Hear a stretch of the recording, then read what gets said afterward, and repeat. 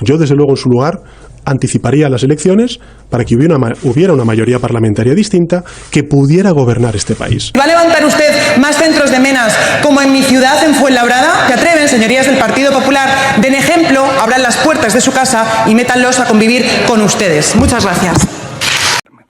En el caso de Sumar, ha habido una serie de declaraciones un tanto vergonzosas, tanto de la portavoz parlamentaria como de Yolanda Díaz, sin terminar de aclarar. Como lo he dicho siempre. Y me dice usted, si no se prorrogan los presupuestos. Sin ninguna duda, porque ahora mismo lo que necesitamos es estabilidad y lo que necesitamos es seguir haciendo una política económica que le está sentando bien a las empresas, a la economía española y al empleo en nuestro país. Sabéis que aprobar los presupuestos es la primera y principal obligación de un gobierno, porque sin presupuestos no hay nada que gobernar. Un gobierno sin presupuestos es tan útil como un coche sin gasolina.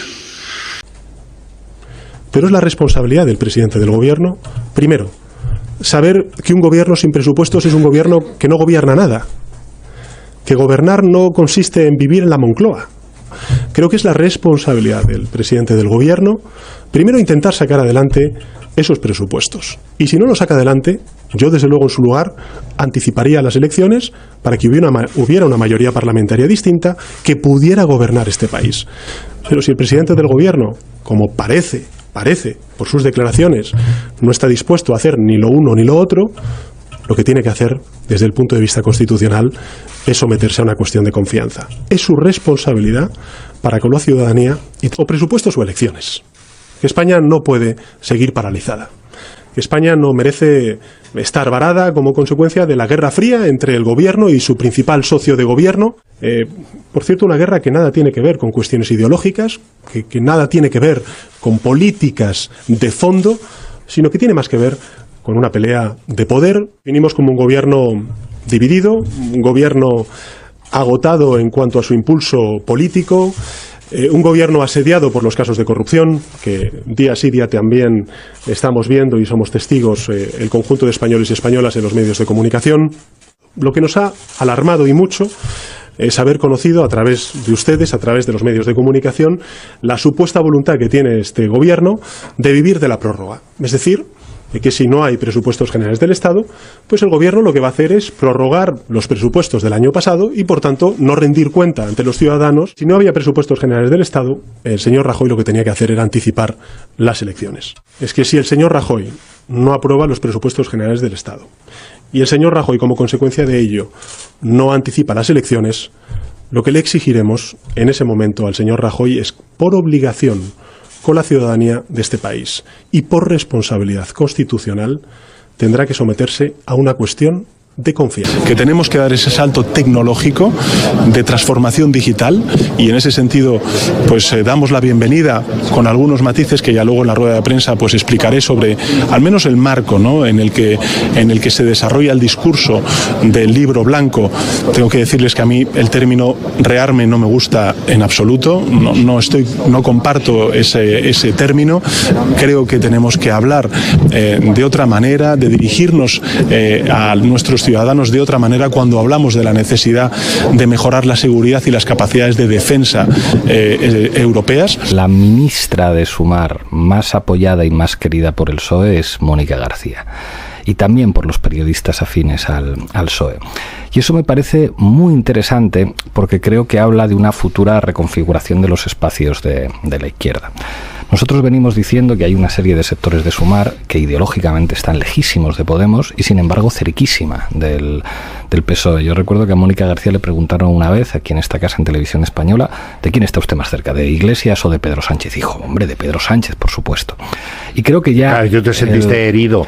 Al contrario, me sentí aliviado, porque dije, ojalá ocurra con estos lo mismo que ocurrió con Diego López Garrido y con Cristina Almeida, que en un momento determinado, pues lógicamente el PSOE les abrió los brazos y los integró. De hecho, Cristina Almeida fue la candidata del PSOE a presidir la Comunidad de Madrid. Y yo creo que los tiros van por ahí, que el PSOE en la Comunidad de Madrid tiene una situación de liderazgo muy complicada y yo no descartaría un acuerdo electoral entre el PSOE y Más Madrid con Mónica García eventualmente como candidata. candidata. Y eso explica un trato mediático y político que recibe y que no recibe ya ni Yolanda Díaz, y no digamos ya los otros ministros, a los que no conoce nadie. O sea, es como preguntas quién es la ministra Sira Rego y casi nadie sabe quién es. Entonces creo que los tiros van por ahí. ¿Hay una mayoría parlamentaria a favor de la OTAN? Sí.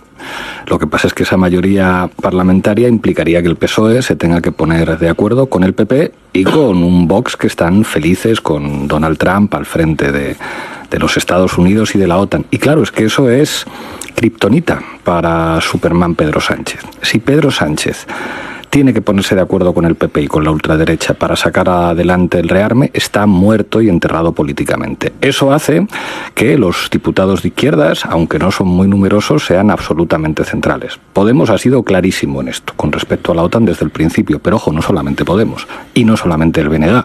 Arnaldo Otegi ha dicho clarísimamente, oiga usted, los vascos votamos en contra de la OTAN, nosotros estamos en contra del rearme.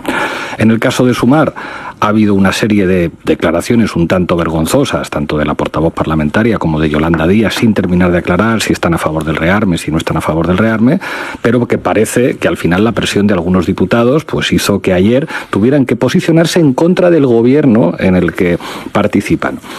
Esquerra Republicana va a sufrir, ha habido algunas declaraciones en clave otanista por parte de Rufián y le ha caído la del pulpo en redes sociales, y Rufián es muy sensible a lo que digan las redes sociales sobre él.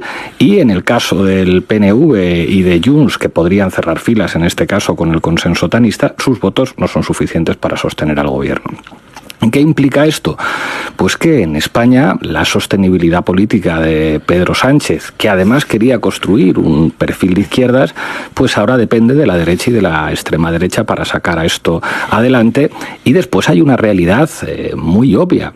España es un país con una opinión pública enormemente crítica, ojo, con respecto a la OTAN. No hay que olvidar que el OTAN no superó el 40% de los votos en el referéndum que se hizo en este país, que no es poco. No hay que olvidar qué fue lo que hizo caer al gobierno de la señora Ana Palacios y a José María Aznar, que fue una movilización popular después de los atentados de marzo de 2004, que evidentemente tenían que ver con la participación de España en la guerra contra Irak o en la agresión contra Irak, y en el que hay mucha gente que dice, oiga, a mí que se me ha perdido contra Rusia. O sea, usted me está diciendo que van a tener que volver soldados españoles en cajas de pino. Lo que representa el antimilitarismo de la sociedad española es algo absolutamente crucial para todas las tradiciones políticas de izquierdas. Y por eso el presidente del gobierno sale diciendo, es que a mí no me gusta el término rearm. Que es como, hombre, esto no lo digas tú. Yo entiendo que los asesores de comunicación del PSOE estén tratando de buscar otra expresión, pero a veces el presidente se pasa de sincero.